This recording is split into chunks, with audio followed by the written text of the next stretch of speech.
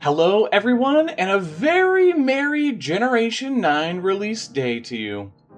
I'm Gabe, and today we'll be taking a look at the Primal Forms for the Paldea starters. This is something in a similar vein to the other Primal Forms found throughout my region, the Palean region.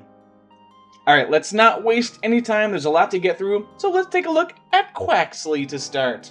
Now, since this is a Primal Form, I wanted some type of animal to serve as an additional reference. So even though it's not extinct, I'm going to be using the Hoatzin, or also it's known as the stink bird.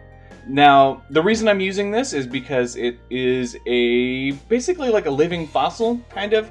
And when the Hoatzin is just a little baby chick, it actually still has claws on its wings that it uses to climb around and whatnot. So, our little Quaxly will have a little claw, a little digit. That also means that it's the fighting type.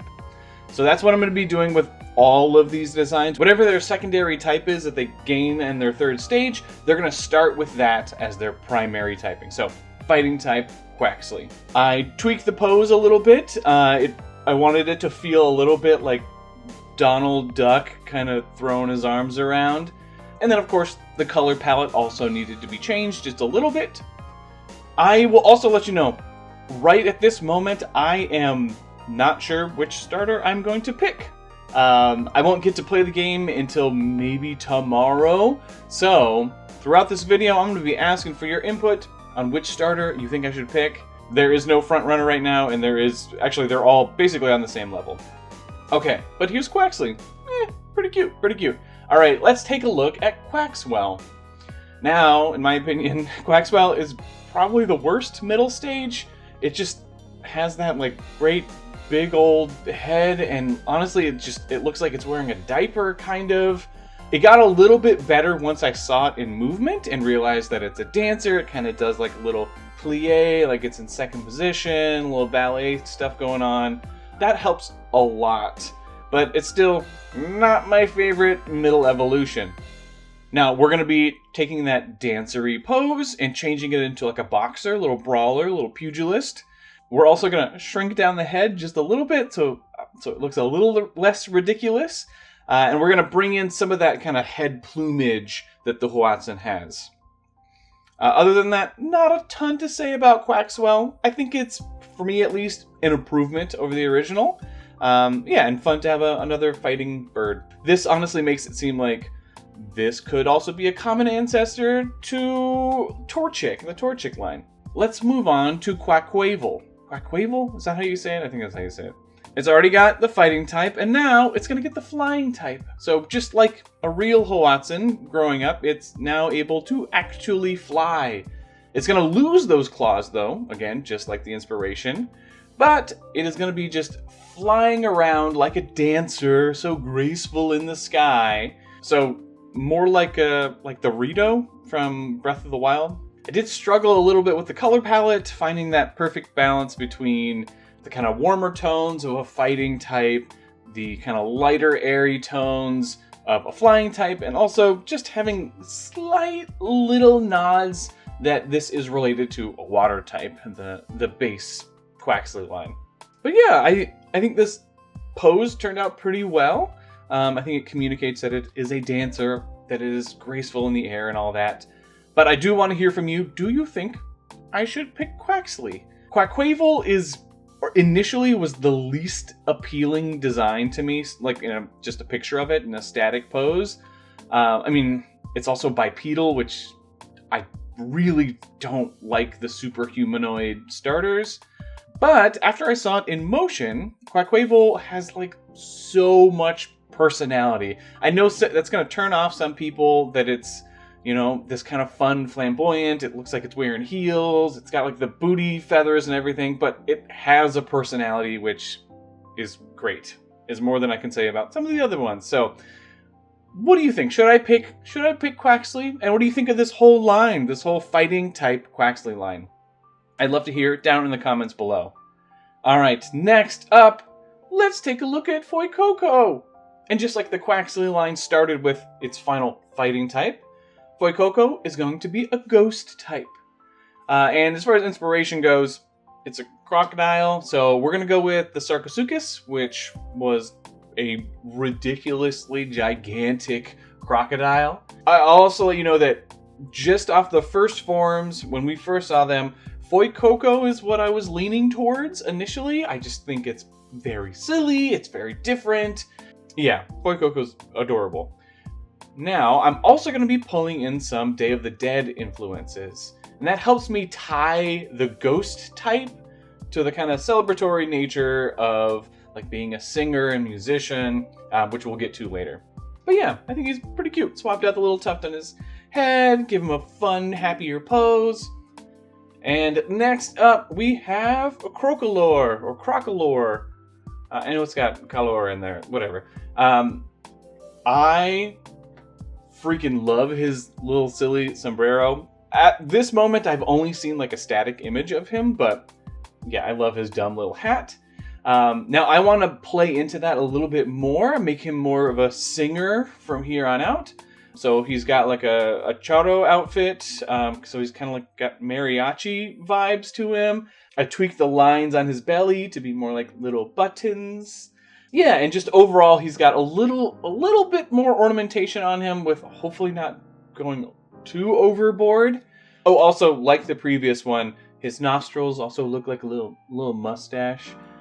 All right. Oh, and again, this pose as well. Again, I've only seen a static image of Crocolore, but I just feel like this has more personality, is a little cuter. All right, let's move on to the third stage. Skeledirge is going to be getting the fairy type. This is more for the kind of celebratory and whimsical nature of Dia de Muertos, but also because, from what I understand, this crocodile is supposed to be a singer. So yeah, we're bringing in the fairy type for that as well. I'm also going to be playing up a little bit more of that kind of sugar skull motif. So some additional markings on the head and body. And then the kind of weird little bird that is on Skeledirge's nose. I'm going to change that into a music note instead. I think that the bird is supposed to be like a reference to the rooster of Barcelos, but I am not sure. I don't know. Skeledirge, I think it looks cool.